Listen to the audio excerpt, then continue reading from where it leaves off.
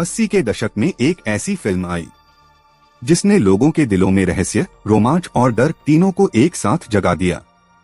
Cinema hall तालियों से गूंज उठे, इसके गाने हर गली मोहल्ले में बजने लगे और इसकी मुख्य अभिनेत्री की रातों रात एक अलग ही पहचान बन गई। आज इतने साल बीत जाने के बाद भी जब भारतीय सिनेमा की सबसे यादगार फैंटेसी फिल्मों की बात होती है तो एक नाम अपने आप जुबान पर आ जाता है, नगीना। तो क्या आज भी यह फिल्म उतनी ही असरदार है? आइए जानते हैं। नमस्कार दोस्तों, मैं हूं आपका दोस्त कृष्णा। स्वागत है आपका कृष्णा एक्शन सिनेमा में। अगर बॉलीवुड की सबसे यादगार फीमेल परफॉर्मेंस की बात की जाए तो श्रीदेवी का नाम सबसे ऊपर लिया जाता है। लेकिन अगर उनके करियर की एक ऐसी फिल्म चुननी हो जिसने उन्हें एक अलग ही मुकाम पर पहुंचा दिया तो निस्संदेह उसका नाम है नगीना। 1986 में रिलीज हुई यह फिल्म सिर्फ बॉक्स ऑफिस पर सफल नहीं रही, बल्कि इसने इच्छाधारी नागिन वाली फिल्मों की लोकप्रियता को भी नई पहचान दी। आज लगभग 4 दशक बाद भी इसके गाने, इसके दृश्य और खासकर श्रीदेवी का अभिनय लोगों की यादों में आज भी बसा हुआ है। इस फिल्म के निर्माता और निर्देशक थे हरमेश मल्होत्रा। फिल्म में संगीत दिया था महान संगीतकार जोड़ी लक्ष्मीकांत प्यारेलाल ने और फिल्म के अमर गीत लिखे थे महान गीतकार आनंद बख्शी जी ने। मुख्य कलाकारों में हैं श्रीदेवी, ऋषि कपूर, अमरीश पुरी, प्रेम चोपड़ा, सुषमा सेठ, जगदीप और अन्य कलाकार शामिल थे। फिल्म के गीतों को अपनी आवाज दी लता मंगेशकर, मोहम्मद अजीज, अनुराधा पौडवाल और कविता कृष्णमूर्ति जैसे शानदार गायकों ने। अभिनय की बात करें तो अगर इस फिल्म की सबसे बड़ी ताकत किसी एक चीज को कहा जाए तो वह है श्रीदेवी। उन्होंने रजनी के किरदार को सिर्फ निभाया नहीं बल्कि उसे एक पहचान दे दी। इस किरदार में रहस्य भी है, भावनाएं भी हैं और एक आंतरिक शक्ति भी। सबसे अच्छी बात यह है कि श्रीदेवी कई दृश्यों में बिना ज्यादा संवाद बोले सिर्फ अपने चेहरे के भाव और बॉडी लैंग्वेज से असर छोड़ती हैं। यही एक महान कलाकार की पहचान होती है। अब बात करते हैं ऋषि कपूर की। यह फिल्म पूरी तरह उनके कंधों पर नहीं टिकी है, लेकिन उनका अभिनय कहानी को संतुलन देता है। उन्होंने अपने किरदार को बहुत सहज रखा है और यही सादगी फिल्म के भावनात्मक हिस्सों को मजबूत बनाती है। और अब आते हैं फिल्म के खलनायक अमरीश पुरी पर। अगर नायक मजबूत हो और खलनायक कमजोर तो फिल्म का असर आधा रह जाता है, लेकिन यहाँ ऐसा बिल्कुल नहीं है। अमरीश पुरी का स्क्रीन प्रेजेंस शानदार है। उनकी आवाज, उनका आत्मविश्वास और उनकी संवाद अदायगी हर बार तनाव पैदा करती है। यही वजह है कि उनका किरदार आज भी याद किया जाता है। प्रेम चोपड़ा, सुषमा सेठ, जगदीप और बाकी कलाकारों ने भी अपने अपने किरदारों के साथ पूरा न्याय किया है। किसी भी कलाकार का अभिनय बनावटी नहीं लगता और यही इस फिल्म की बड़ी उपलब्धि है। लेकिन दोस्तों, क्या सिर्फ शानदार अभिनय ही किसी फिल्म को क्लासिक बना देता है? बिल्कुल नहीं। नगीना को अमर बनाने में जितना योगदान श्रीदेवी के अभिनय का है, उतना ही योगदान फिल्म के बेहतरीन गीत और संगीत का भी है। अगर नगीना का अभिनय इसकी जान है तो इसका संगीत इसकी धड़कन है। महान संगीतकार जोड़ी लक्ष्मीकांत प्यारेलाल ने इस फिल्म में सिर्फ अच्छे गाने नहीं दिए बल्कि कहानी के माहौल को भी संगीत के जरिए मजबूत कराया।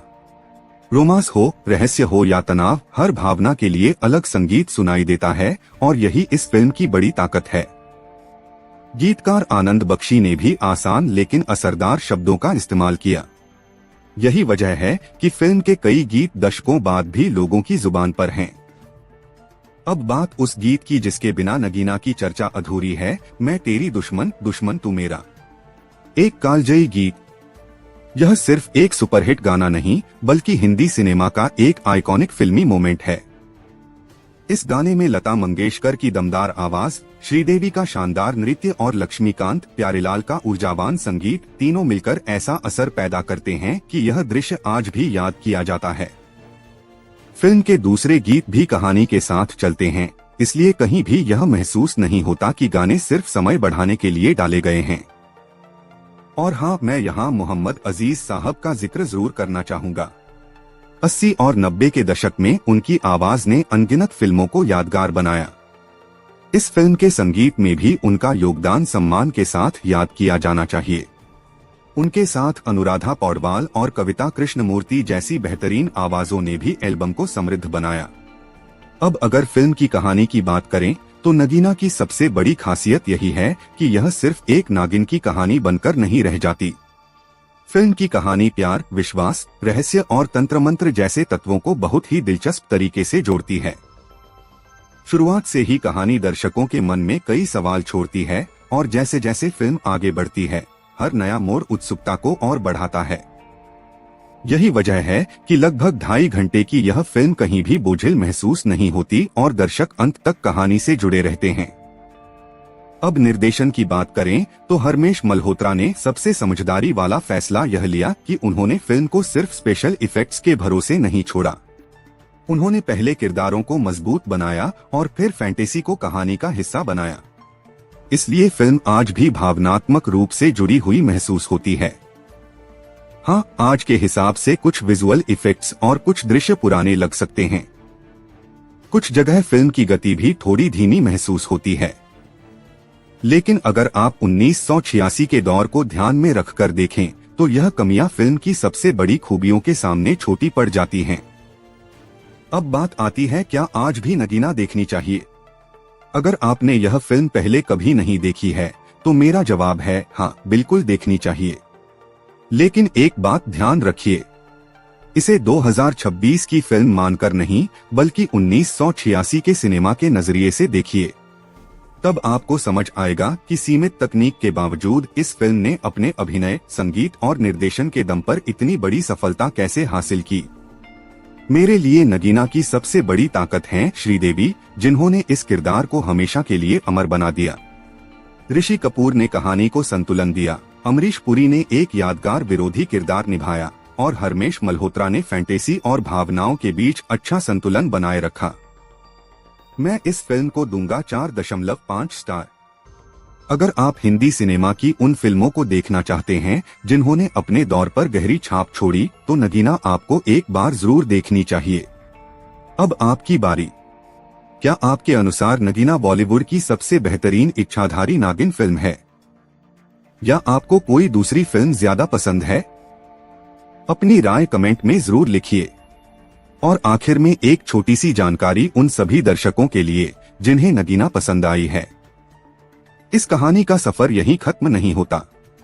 साल 1989 में इस फिल्म का सीक्वल निगाहें रिलीज हुआ, जिसमें श्रीदेवी एक बार फिर अपने यादगार किरदार में नजर आईं। और इसमें मेरे सबसे favourite hero action king Sunny Deol भी थे।